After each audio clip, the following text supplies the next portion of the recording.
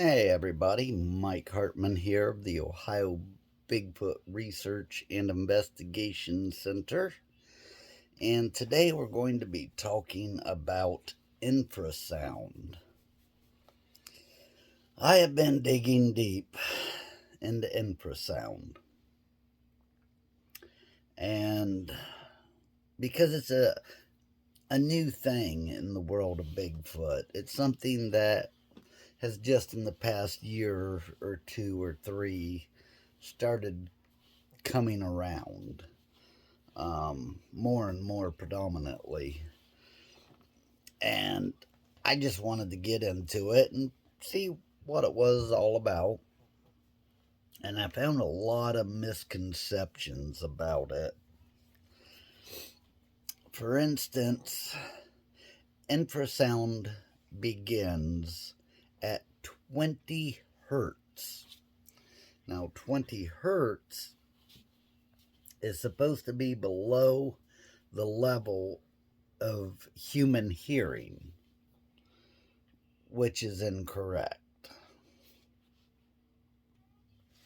Most humans can hear down to 1.5 hertz, which means there's 18.5 hertz in the middle that is in the scale of human hearing.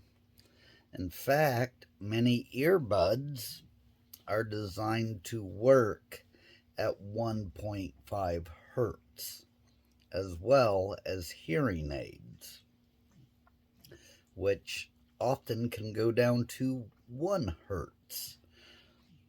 So it's not the same for every person. Obviously, my hearing isn't going to match my neighbor's that lives right across the road, or the guy up top the hill, or the lady across the street. We're all going to hear at different levels, but most likely we can all hear below 20 hertz, which is where infrasound is supposed to begin, which it probably does begin there. But that's still in the realm of human hearing tone. So that's one misconception, is that infrasound begins below human hearing level at 20 hertz. Humans can hear down to 1.5 hertz. That means there's 18.5 hertz in the middle of a range that most humans can hear. Now, here's the other misconception, is that Bigfoot supposedly could affect us with infrasound, which does hold water. That could happen. The thing is, not every person responds to infrasound the same at the same levels. Now I gotta go a little off track to wheel my way back around, but it'll make sense here in a second. Infrasound has one of two purposes, and usually it's two into one. So usually there's dual purposes for infrasound that are welded together. That depends on sex of the species, and B, it depends on which purpose it's leaning towards. Okay, I know this sounds a little confusing, but give me a second here. If I am a male of a certain species, and I have the capability of creating infrasound, I have one of two reasons. The first and foremost, or most primarily used, is to attract a mate. At the same time, it's to tell other males of my species that they need to back off. This is my territory. So it's a territorial mark because you're calling in breeding females and you don't want other males around trying to mac on your ladies, right? It's the girl in the bar syndrome. If a very attractive girl walks into a bar single by herself, she's going to be surrounded by guys. Often, especially at college bars and whatnot, a fight pursues because two males start to combat for her affection, even though she might not have any interest in either of them. But she's going to get swarmed. Now, if a hot female walks into a bar and a guy gets up and takes her by the arm and starts waving a gun around, ain't gonna be no males left in that bar. Everybody's out, including the bartender. They gone. You got her all to yourself, right? So it's that same basic theory that you're trying to attract a female, and at the same time you're trying to tell other males, back off, this is my territory, as you're calling in breedable females. Now that brings us to the evolution of infrasound. If I'm able to produce a sound at a certain volume, a certain tone, a certain rhythm, a certain decibel, a certain hertz, that can attract a female, and those females have evolved to respond to that tone, then why do I need to know other tones? I don't. I'm using a singular tone for a singular purpose that for hundreds of years has never swayed or changed. It's evolved to be that exact same tone, which means I don't need to know the ranges of other tones. I don't even know if I have the capability of reaching those other tones because there's no need to. If it ain't broke, don't fix it. The exact same tone that I use to call a female tells the males to back away, tells the ladies, come on in, ladies, get you some of Big Daddy, then why do I need to know other tones and frequencies? I don't. I just need to know the one, which comes back around to the people and the response of us to infrasound from other animals. Infrasound does not affect each human the exact same way. Where this person might start to feel nervous and scared, the next person might be excited and pumped up on adrenaline. And sorry, ladies, I'm not trying to be grotesque here or anything, but at the right decibel or hertz of infrasound, it can create a human female to experience an orgasm. It definitely excites them. And I do mean definitely, because it literally creates a female to, beyond the shadow of a doubt, experience an orgasm. However, a few hertz lower or a few hertz higher might make you crap yourself. So the thing is, if you have a female here who's having an orgasm, the female right beside her might be wigged out of her mind, might be freaked out, might not like what's happening to her.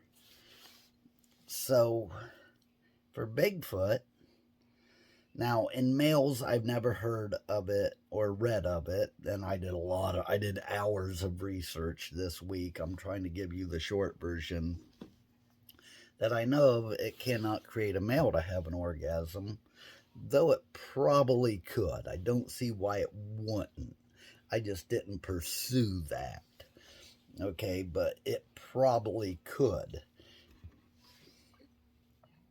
But it definitely can create fear, panic, but it can also create an adrenaline, an excitability, a happy feeling.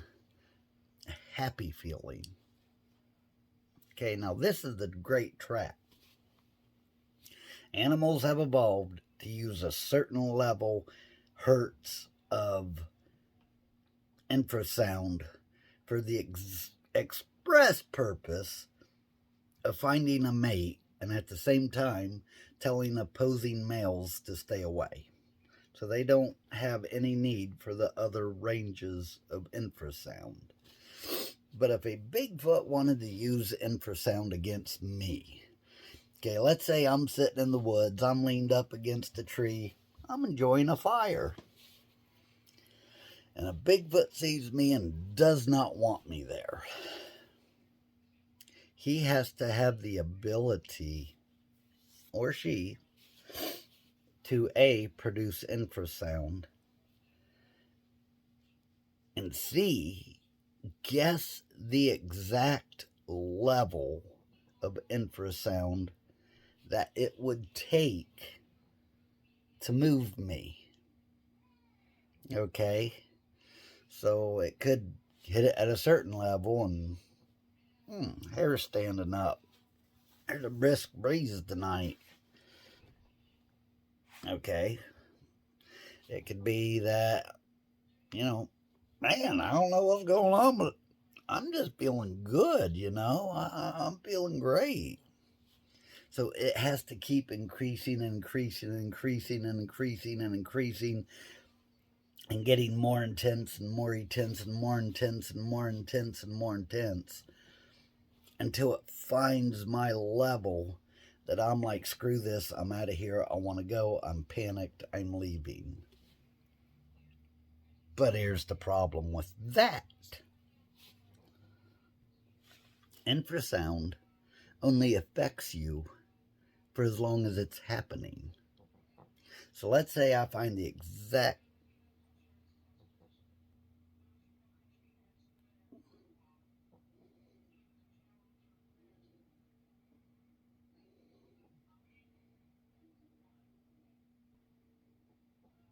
Okay, there we go.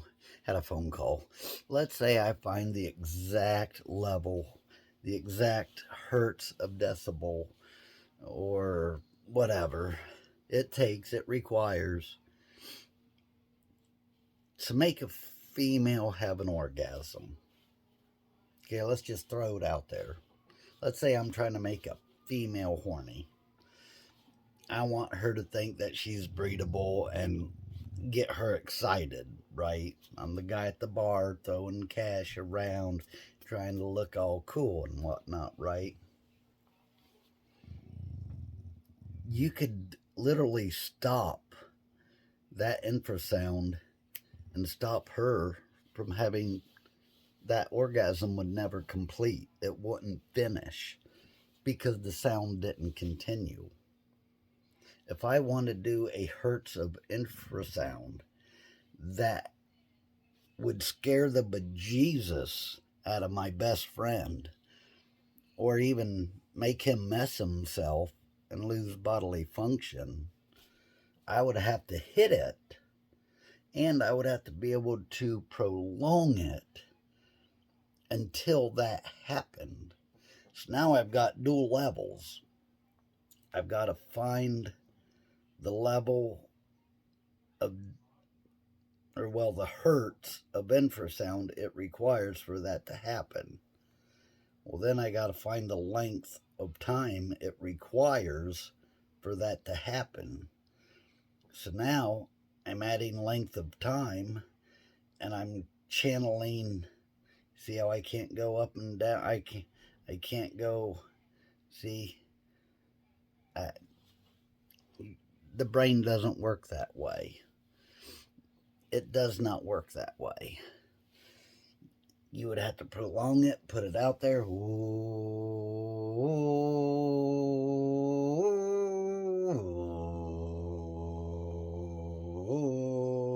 Out of breath. Okay, you would have to find that length of time that it would require for the effect to happen that you're desiring, and the level for that specific individual at the exact same time. The chances of that are 1 in a million. So I don't put a whole lot of anything into infrasound. I honestly don't. I know I've seen it on TV where someone's been zapped, as they say, but you would have to know the exact level for that specific individual that it requires to zap them, and the exact length of time it requires for that to happen. Okay, you've got a two-way sliding scale. Maybe it only takes that long, but it takes that long at this decibel. Maybe it takes that long, but down here at these hertz. You see what I mean? You gotta find the match for every single specific individual, because not everybody responds to it the exact same. And not only that, in doing so, you have that scale of 18.5 hertz that they say infrasound begins at, that we can still hear.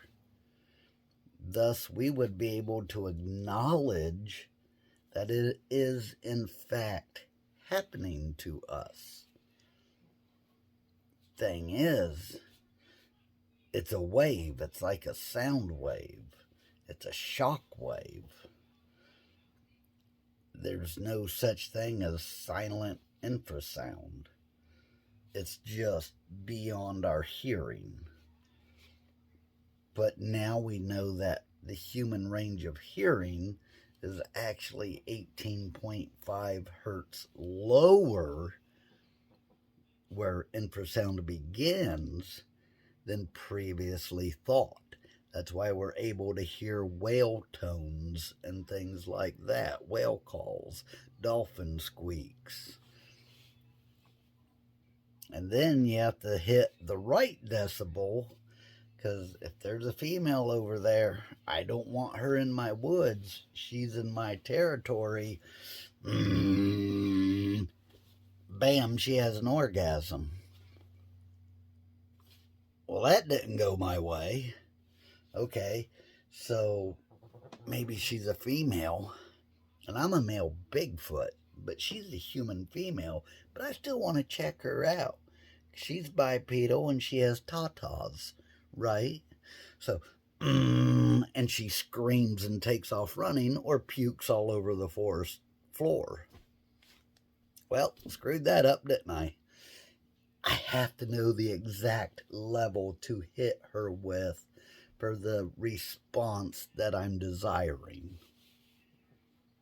And I don't see that happening. I don't see a primate having that ability or knowledge to recognize these facts and know that it requires that for that to happen. Because the scale is super tiny between being excited and being scared. It's literally like 1.13%. It's very tiny. So Yeah, I don't put a lot of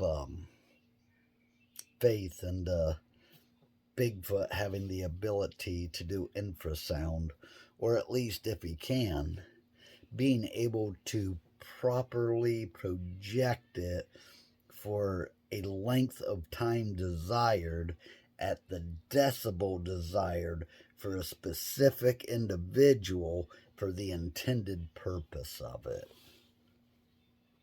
That's a lot. So, everyone, my name is Mike Hartman. Thank you for joining me. You can check out the OhioBigfootProject.com. You can find me on Facebook, Ohio Bigfoot Research and Investigation Center.